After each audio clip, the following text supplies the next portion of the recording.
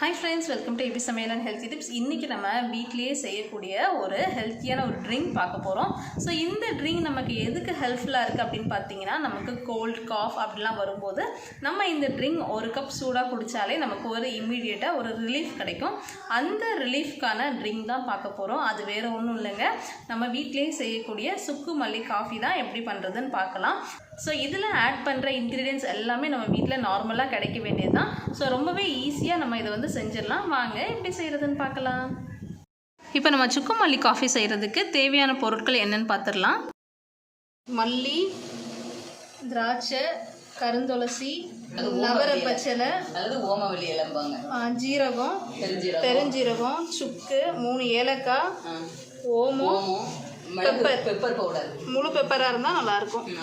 முழு பெப்பர் இல்லைன்னா powder use பண்ணிக்கலாம். திப்பிலி, கருப்பட்டி 150 கிராம். இப்போது நம்ம தண்ணியை கொதிக்க வச்சிடலாம். தண்ணி கொதிச்சு வந்த உடனே நம்ம எடுத்து வச்சுருக்க கருப்பட்டியை லைட்டாக தள்ளி நம்ம தண்ணிக்குள்ளே ஆட் பண்ணிக்கலாம். கூடவே நம்ம எடுத்து வச்சுருக்க சுக்கையும் லைட்டாக தள்ளிக்கிட்டு நம்ம மிக்ஸி ஜாரில் ஆட் பண்ணால் அது கொஞ்சம் நல்லா பவுடராக ஈஸியாக இருக்கும். ஸோ நம்ம மீதி இன்க்ரீடியன்ஸும் நம்ம மிக்ஸி ஜாருக்கு மூவ் பண்ணிக்கலாம். மூவ் பண்ணிக்கிட்டு எல்லாத்தையுமே லைட்டாக ஒரு அடித்து எடுத்துக்கலாம். ரொம்ப பவுடர் ஆகணும் அப்படின்னு அவசியம் இல்லை. இந்த மாதிரி பவுடர் ஆனோடனே தண்ணி நம்ம வச்சுருக்கிறதுல ஆட் பண்ணிக்கலாம். ஸோ பார்த்திங்கன்னா எல்லாமே கொஞ்சம் கொதித்து வரட்டு. ஸோ கூடவே நம்ம எடுத்து வச்சுருக்க 4 திராட்சையும் உள்ளே ஆட் பண்ணிக்கலாம்.